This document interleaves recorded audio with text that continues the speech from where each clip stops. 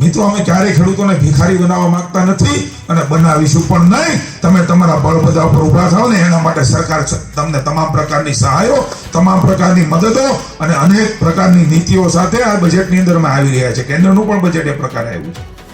હમણાં કૌશિકભાઈ વાત કરતા હતા, વાલ છે ને એ તમામ પ્રકારના અઘરા. હૃદયનો વાલ હોય તોય અઘરો, મગજમાં ચડી ગયો હોય તોય અઘરો, એન્જિનનો હોય તોય અઘરો. એટલે મને કે સતત મારી વાહે સરપંચના ગામજનો પીડાય. ગુજરાતમાં આમ આદમી પાર્ટી દ્વારા કિસાન યાત્રા કાઢવામાં આવી રહી છે અને આ યાત્રા કાઢ્યા પછી ગુજરાતમાં ખેડૂતોને લઈને રાજકીય ગરમાવો જોવા મળી રહ્યો છે. આમ આદમી પાર્ટીના નેતા પ્રવીણ રામ, મનોજ સોરઠિયા, ઈશુદાન ગઢવી, ગોપાલ ઇટાલિયા સહિતના નેતાઓ આ કિસાન યાત્રામાં જોડાઈ રહ્યા છે અને જે ખેડૂતોની સમસ્યાઓ છે તેના વિશે વાત કરી રહ્યા છે. ત્યારે આ તકે ગુજરાતના કૃષિ મંત્રી જીતુ વાઘાણીએ અમરેલીના મોણપરમાં જે કાર્યક્રમ હતો એ દરમિયાન તેમણે આમ આદમી પાર્ટીના નેતાઓ છે એના ઉપર પ્રહારો કર્યા હતા અને ખેડૂતોને આશ્વાસન આપ્યું હતું કે કદાચ ને તમે પડી જશો તો સરકાર તમને ઊભા કરશે. આજે આમ આદમી પાર્ટીના નેતાઓ છે એ તમને ઊભા નહીં કરી શકે. ત્યારે જે આ સમગ્ર મામલો છે એક રાજકારણ તરફ આગળ વધી રહ્યો છે. આજે યાત્રા છે એનો વિરોધ કરવા માટે જીતુ વાઘાણીએ આવી પ્રતિક્રિયા આપી છે. પહેલા આપણે આના વિડીયો આપણે જોઈએ અને પછી એના વિશેની ચર્ચા કરીશું. નમસ્કાર, હું સમ્રાટ અને તમે જોઈ રહ્યા છો ચક્રવાત.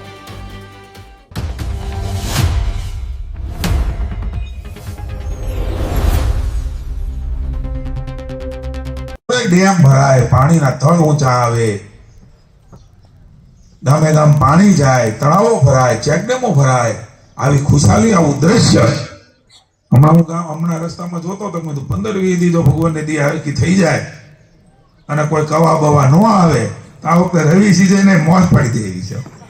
43 લાખ હેક્ટરમાં રવિ સિઝન થઈ છે. ભગવાનની દયાથી આ વખતે અંબાલાલ કાકાને એ કુદરતે ખોટા પડ્યા છે. આપણે પ્રાર્થના કરીએ કે ખોટા પડ્યા કરે, અમારા ખેડૂતોને ક્યારે મુશ્કેલી ન પડે અને પડે ત્યારે મિત્રો સરકાર એ તમને બેઠા કરવા માટે કાયમ ઊભી રહેવાની છે. બેઠો થાય આપણો ખેડૂત એ આત્મનિર્ભરતા સાથે બેઠો થાય. મિત્રો અમે ક્યારેય ખેડૂતોને ભિખારી બનાવવા માંગતા નથી અને બનાવીશું પણ નહીં. તમે તમારા બળબદા ઉપર ઊભા થાઓ ને એના માટે સરકાર તમને તમામ પ્રકારની સહાયો, તમામ પ્રકારની મદદો અને અનેક પ્રકારની નીતિઓ સાથે આ બજેટની અંદર અમે આવી રહ્યા છે. કેન્દ્રનું પણ બજેટ એ પ્રકારે આવ્યું છે. ખેડૂત કેવી રીતે બેઠો થાય, એનો મનોબળ ન તૂટે એના માટેના પ્રયાસો કરી રહ્યા છે. ત્યારે મને આનંદ છે અને આવો આનંદ ને ખુશી છે. તમારા ગામમાં જો ને એક બાજુ કૌશિકભાઈ એમ કે એક બાજુ આપણે સહાય આપી, બીજી બાજુ ખરીદી. હજી તમારા સહકારમાંથી આંકડા લેવાના છે, યાર્ડમાં કેટલું ગયું આ ગામમાંથી.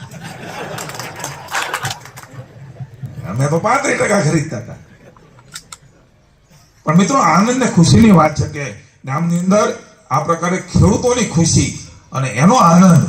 અને એટલા માટે જો કહું છું બધાને ખોટા પાડી દીધા હો. કેટલાય લોકો યાત્રાઓ કાઢી, બોલો કિસાન હિત યાત્રાઓ. નથી ન કિસાન, નથી એનું હિત. પોતાના હિત માટે નીકળેલા લોકોને કિસાનો ઓળખી ગયા છે. મોણપર ગામ અને અમરેલી જિલ્લો ગુજરાત ઓળખી ગયું છે. એટલા માટે હું આપને અભિનંદન આપું છું. પુનઃ એકવાર ભરોસો આપું છું કૃષિ મંત્રી તરીકે તમારી બાજુમાં પહેલા ઉભા હતા, અત્યારે ઉભા છીએ અને ભવિષ્યમાં પણ તમે બધા સુખચેનથી જીવી શકો, સુખચેનથી રળી શકો, ખેતી કરી શકો, અન્ય વ્યવસાય કરી શકો. કાયદો અને વ્યવસ્થાની સ્થિતિમાં પણ આ ગામડાઓ એ આબાદ રહે એના માટે ભારતીય જનતા પાર્ટીની સરકાર તૈયાર છે. સૌની શુભકામનાઓ. ભારત માતા કી જય. મોણપુર ગામના સૌ ગ્રામજનો, ભાઈઓ અને બહેનો,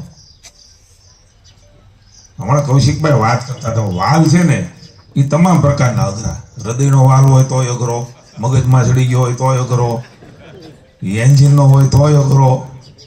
એટલે મને કે સતત મારી વાહે સરપંચના ગામજનો પીડાય.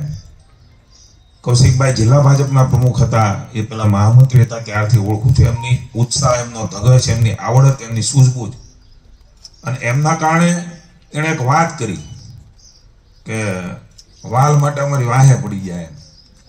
મેં કીધું કૌશિકને મેં પહેલેથી જોયો છે, પછી હમણાં જોતો હતો એટલે વાળ ખરી ગયા. વાલ માટે વાળ ખેરી નાખ્યા ગામે.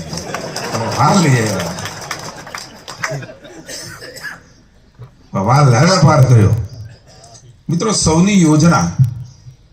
ગુજરાતના ખેડૂતો વીજ કંપનીના તારને લઈને સમસ્યા વેઠી રહ્યા છે. પાકના વીમા હજી સુધી નથી મળ્યા. ટેકાના ભાવને લઈને સમસ્યાઓ વેઠી રહ્યા છે, ત્યારે જીતુ વાઘાણીનું આ નિવેદન કેટલું તમને યોગ્ય લાગી રહ્યું છે? આમ આદમી પાર્ટીના નેતા હોય, કોંગ્રેસના નેતા હોય કે કોઈ પણ અન્ય નેતા હોય, તેઓ અત્યારે ખેડૂતોની વાત કરી રહ્યા છે, પરંતુ જ્યારે ખેડૂતોની વાત કરવામાં આવે છે ત્યારે ખેડૂતો વિશે આંદોલન કરવામાં આવે છે, ખેડૂતોને સાથે લેવામાં આવે છે, પરંતુ જ્યારે ખરેખર ખેડૂતોની સમસ્યાઓ હોય છે ત્યારે એક પણ નેતા તેમની સાથે નથી હોતું. હવે સરકાર એવું કહી રહી છે કે ખેડૂતોની સાથે અમે છીએ.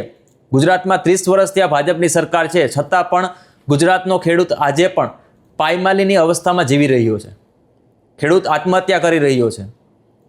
જો ખરેખર 30 વર્ષથી આ ભાજપની સરકાર ખેડૂતો માટે કામ કરતી હોત તો આજે ખેડૂતોની આ હાલત ન હોત. આ સમગ્ર મામલે તમારું શું માનવું છે? અમને કોમેન્ટ બોક્સમાં ચોક્કસથી જણાવજો. નમસ્કાર.